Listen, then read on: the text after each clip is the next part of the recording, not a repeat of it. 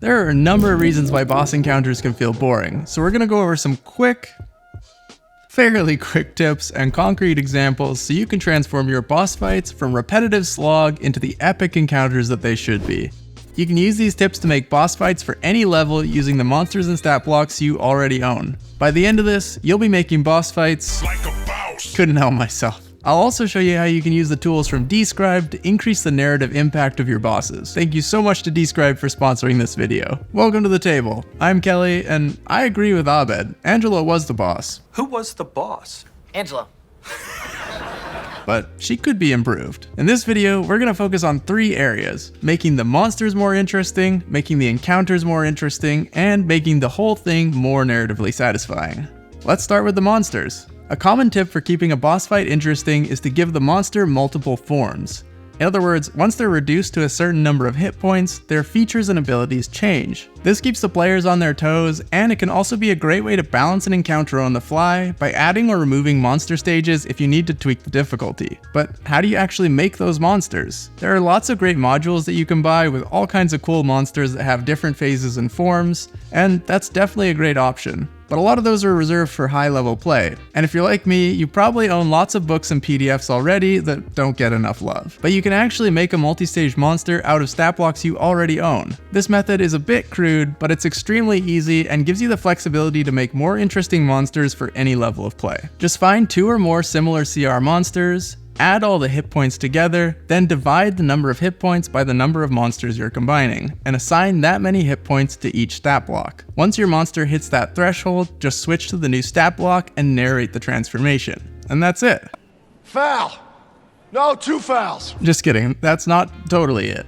We have some problems we need to fix. Also, this doesn't solve the second most common complaint. Before we get into that, as well as some easy abilities you can add to your monsters to make sure they won't get whomped immediately, let's address limited use abilities. You can make some really creative boss monsters by combining different types of monsters and then coming up with narrative reasons for why this monster has these abilities in different stages. For example, the boss monster I'm building for my game is Admiral Halcorus, the ruthless admiral of the Imperial Navy. I want him to start as more of a spellcaster, but then move to more desperate martial abilities as he starts getting injured. I'm thinking about combining the Guardian Naga with a Fire Giant. One has 127 hit points and the other has 162, so added together and divided by 2 gives me 144 hit points for each stage. If the monster stat blocks you chose have limited abilities like 1 per day or 2 per day or spell slots, you need to mark these off on all the stat blocks when you use them for 1. For example, if the Fire Giant had a once per day ability, I would also cross that off when I used the Guardian Naga's 6th level spell slot. Because the Guardian Naga only has one 6th level spell slot, it's essentially a once per day ability. You can get really narratively creative with how these transformations happen.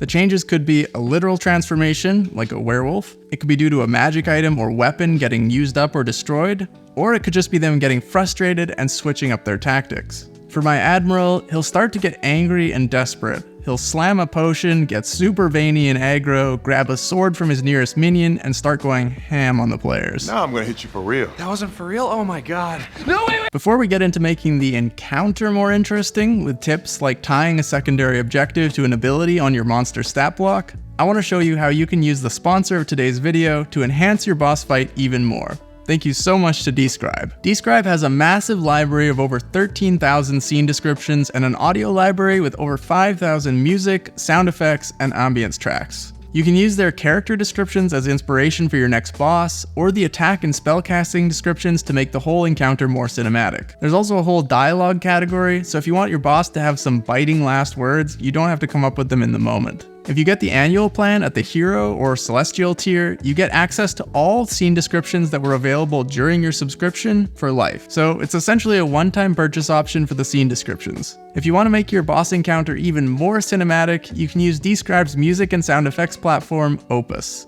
Describe partnered with Michael Gelfi Studios to create Opus. You can either create your own epic battle playlist or use one of the pre-made ones. Then you compare that with an ambience track that fits the location and some well-timed sound effects for the big moments, like your boss's transformation. If you'd like to try out Describe and Opus, you can use the code PowerWordSpill at checkout to get an extended 30-day free trial. Before we get to secondary objectives, there are a few abilities you could consider adding to your new multi-stage boss monster to stop it from getting taken out in one round. The first is, you might want to consider giving your boss monster 1 or 2 legendary resistances.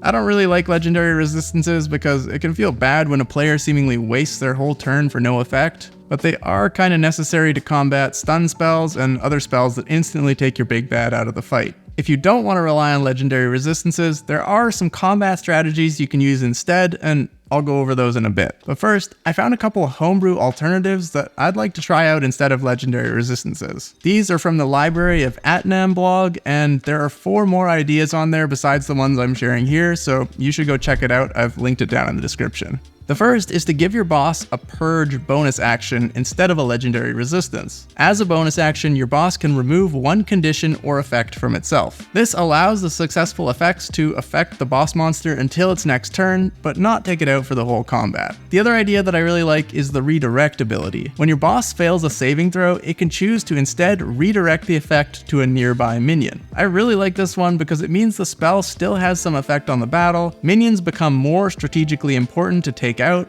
and it makes your boss look super evil. Evil? Besides a couple of the legendary resistances, or one of the alternatives above, it can also be a good idea to add a mobility ability. That's fun to say. Mobility ability. Mobility ability. Mobility ability. Mobility ability. Mobility ability. Giving them a bonus action disengage or an ability that lets them swap positions with a minion nearby will stop the encounters from becoming a dog pile.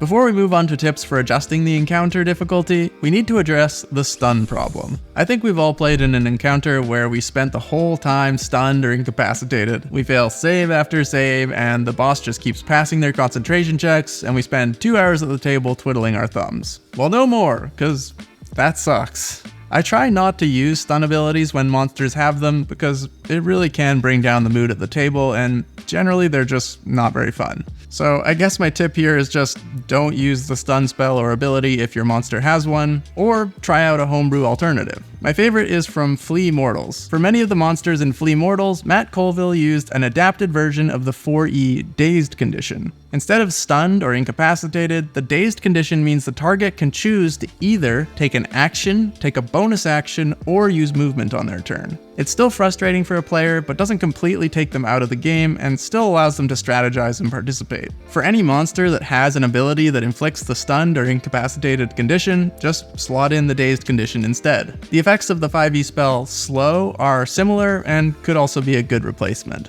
Got a dart in your neck. You're crazy, man. Alright, we have a pretty interesting monster so far, one that changes forms and fighting styles, and can resist encounter-ending spells, and can move around the battlefield to keep the combat dynamic. But there's a bunch of stuff we can do to the encounter to really crank up the cool factor.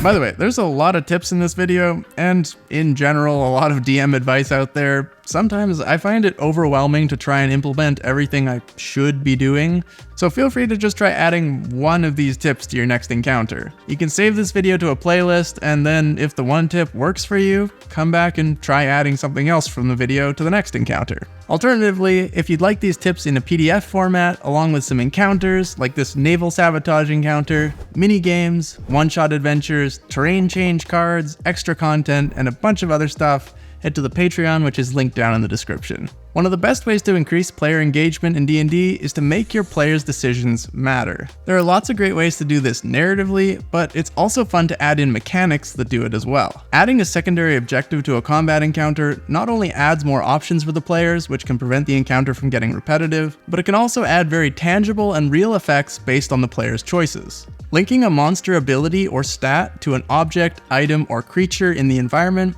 can be a great way to add a secondary objective. Giving your boss a healing ability can be really frustrating for your players because it feels like you're just undoing all the work that they've done. But linking that healing ability to something external in the environment can make it much less frustrating. For example, your boss could have a necrotic healing ability where they can drain hit points from their minions to heal. Or maybe there's a cache of health potions nearby that they keep using, which your players could steal or destroy. Or maybe they have a +3 AC boost from some kind of magic shield that's powered by Magitech turrets. Destroy the turrets and the boss's AC instantly drops by 3. You can try randomly picking a stat or ability on the monster stat block and then thinking of an external object, item, or creature that could be providing that effect. Then just give that object, item, or creature an AC and some hit points. Now, whenever the boss uses that ability, describe how the creature or object in the environment is providing that power to make it clear to your players that destroying that thing will remove that ability or stat boost from the boss. By the way, if you're finding this helpful, hit the subscribe button. It really doesn't mean anything anymore, but it makes me feel good. Besides adding or removing monster stages, how else can you scale encounter difficulty on the fly? By adding more minions. There are very few hard rules you need to follow when designing a D&D encounter. There's more what you'd call guidelines than actual rules. But it is heavily recommended that you don't make an encounter with just one monster. Action economy in 5e is very important, and even with all the legendary actions, layer actions, and all the other tricks, it's very difficult to balance an encounter with just one monster against multiple PCs. But how can you add minions without overwhelming the initiative order and making every round of combat take an hour? Either run mobs of monsters, have a couple of minions join the encounter every round, or both. Having a portal or even just a doorway that can be destroyed where new minions keep spawning from can be a great secondary objective. Is the battle going a little too well for the players? Maybe 4 minions come in on this turn instead of 2. Is the battle more difficult than you intended? Looks like reinforcements are taking a little longer to arrive than the BBEG thought. Minions also serve another important function when it comes to protecting your boss from stuns and other negative effects, which is to break the concentration of the caster. That's the combat tactic I mentioned earlier. Basically, your monsters should be smart, so if the caster has a concentration spell up, every minion in the room should be swarming that caster trying to break their concentration at all costs. Oh, I'm sorry, did I break your concentration? Another good way to break up the monotony of a combat encounter is to take a break. And I don't mean the break that happens when pizza arrives, although that is highly recommended. I mean designing a little intermission into your combat encounter.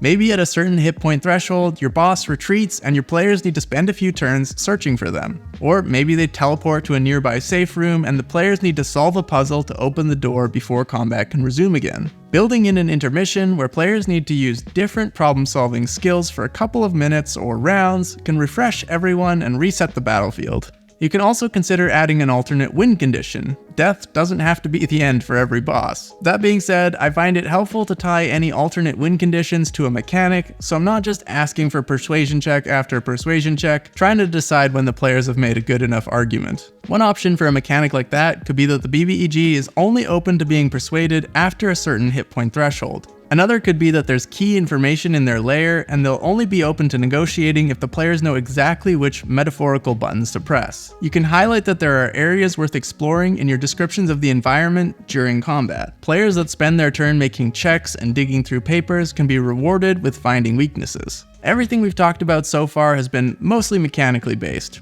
And before I give my last mechanics tip, I want to briefly touch on some easy narrative things you can do to make your players care about the boss and make them more significant in the story. Having your players encounter the boss multiple times throughout the story will build animosity and lead to the boss fight feeling more significant. Players don't have to directly encounter the boss, they could encounter the aftermath of the boss's actions, or learn about what the boss is doing through other NPCs.